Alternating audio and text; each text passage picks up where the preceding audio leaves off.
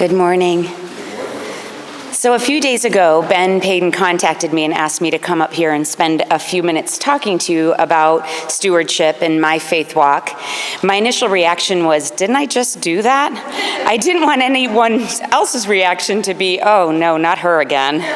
But as time does fly, it was actually 3 years ago, so I think I'm in the clear.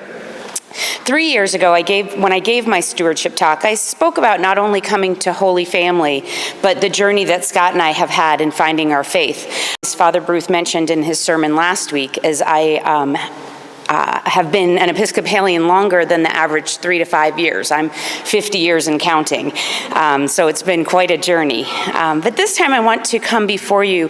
I want to talk more about what Holy Family means to me. And I have a feeling as I say these words, I'll see a head start nodding because I know that a lot of us feel very similarly about this special village.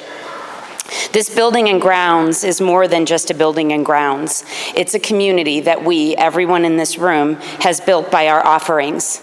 Certainly, we give our treasures, but beyond that, we give our hands. It's through these times, working side by side, that we have formed this community. It's through the love that we share when we work together that establishes this community, and it's what we have built and continue to build and share outside of these walls. Because when we talk about giving, it's not only about treasure and giving of funds, but also of your time and talent.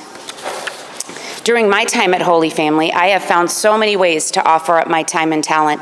I have cooked and cleaned, taken classes and led classes, had meetings, helped organize and transport, prayed a lot, and cooked and cleaned a little bit more. Currently, I co-chair Altar Guild. We're responsible for the maintenance of the sacristy and all things to do with worship services. I also just finished serving on the search committee, which met weekly for close to a year. Both of these opportunities filled my soul and continue to do so. They're a perfect fit for my schedule and interests. And that's the beautiful thing about Holy Family. You can be involved at any level that suits your life. You can find a job that suits your interest. Recently, I had a conversation with another parishioner who's not here today, but I know she'd know I was talking about her, who's very involved in Holy Family, and she said to me, quote, Altar Guild wasn't her thing, and I knew exactly what she meant. It's great knowing that there's truly something for everyone here at Holy Family. Sometimes it can be tough to find the right match. We can be afraid to ask questions, probably for many reasons. We might be afraid to look dumb, but the great thing is that no one laughs at you at Holy Family. Recently, I had a question about baptism, and Deacon Kathy patiently helped me out. You would think I would have known, remember that 50-year thing, and I've also had 3 daughters baptized, but I didn't feel embarrassed about asking because this is Holy Family. Maybe you're afraid of getting roped into a job that you don't want to do just for asking. But remember my comment about the person who said Altar Guild wasn't her thing. You can say, that's interesting, but no, because this is Holy Family. Maybe you're afraid once you start, you'll never be able to leave a position. Recently, I decided that I wasn't going to bake bread that we use for communion anymore. It's just not my calling.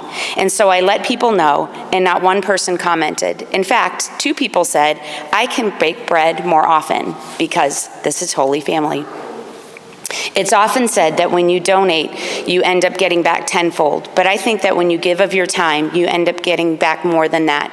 You get to be part of this wonderful community that wraps its arms around you and pulls you in as family.